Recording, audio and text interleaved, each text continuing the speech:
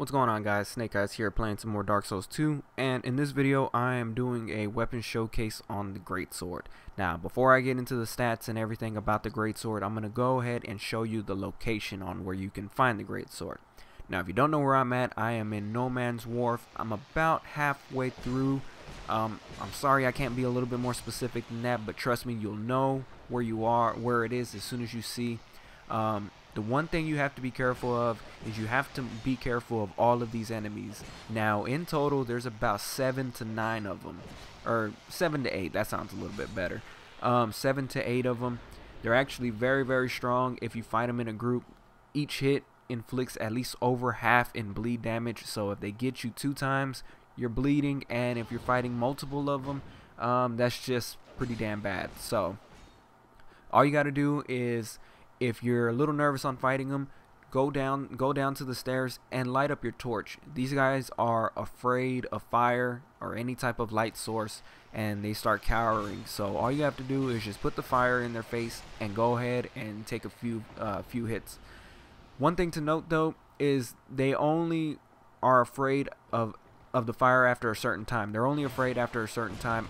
After that, they go into berserker mode where they're not afraid no more, and they're actually going and readily charging you. So try to end it quick. Don't fool around. Make sure you kill them. And as you can see up there, that's Gavlin. Now behind this door are actually 5 more of them. So there's going to be 2 more already. No, there's 4 of them. There's going to be 2 more behind the wall, and they can break the wall. And then there's 2 more on the top floor that jump down. That last one didn't jump down on me.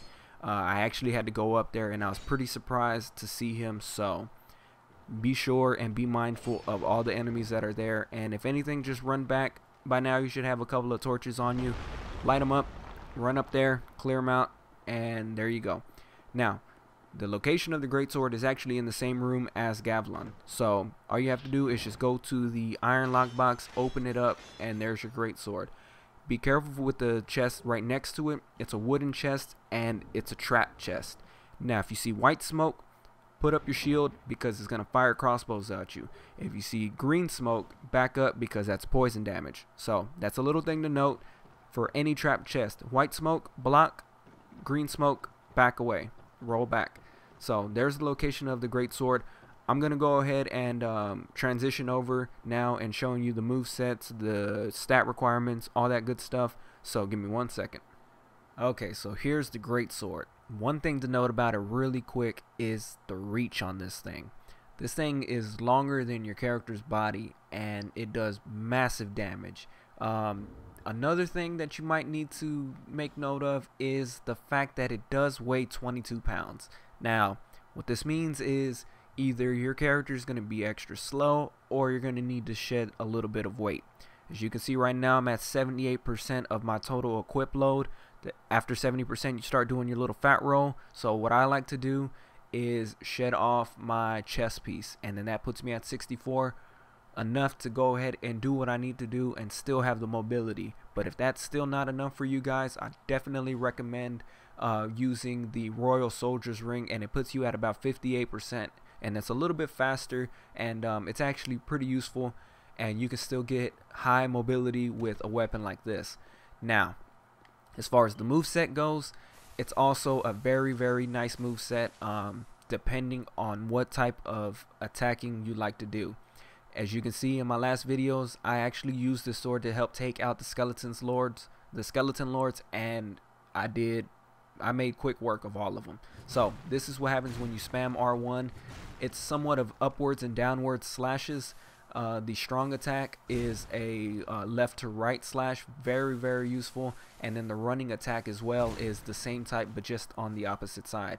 The shield bashing technique, I thought this was actually funny. He actually, I didn't do it right there. He actually uses the handle, if I can get it, to bash the shield. So I thought that was actually kind of cool, very funny. And the jumping attack, which is a forward and R1, for some reason I can't do my moves, is a jumping attack. So very good for crystal lizards, downed enemies, pretty much anything that you need to get a ground hitting attack on. And to go ahead and just show you how much damage it does, even though these are even though these are, you know, weak enemies, it's still pretty good. The one thing to note is it's hard to hit regular enemies with this thing. This is more geared towards the bosses in this game. You're able to do a lot of damage to a lot of the bosses, and as you can see right here, as far as going towards regular enemies, once they swarm you, it's actually not that useful.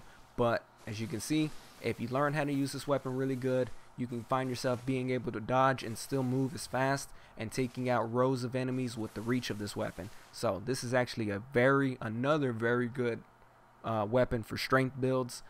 If you want to wield this one-handed, it takes 28 strength, but it scales with strength. It has a B scaling with strength, and it has a D scaling with dexterity, and you only need 10 dexterity. So there goes the things. I would show you the base stats, but I've actually upgraded it +3, but I think the base stat is 200 regular attack, and as far as wielding it with two hands and having meeting the requirements, I do +77 on top of the 260. So again, very, very strong. And if you can go ahead and scale your character up, if you're doing a strength build, by the time you get to these harder bosses, you'll be doing tons of damage. So I hope you enjoyed this video. Leave a like if you did. I'm going to be doing more showcases on weapons that I think are very, very practical for all builds, and just keep on the lookout for that. So again, leave a like if you enjoyed, subscribe if you haven't already, and until next time, take care.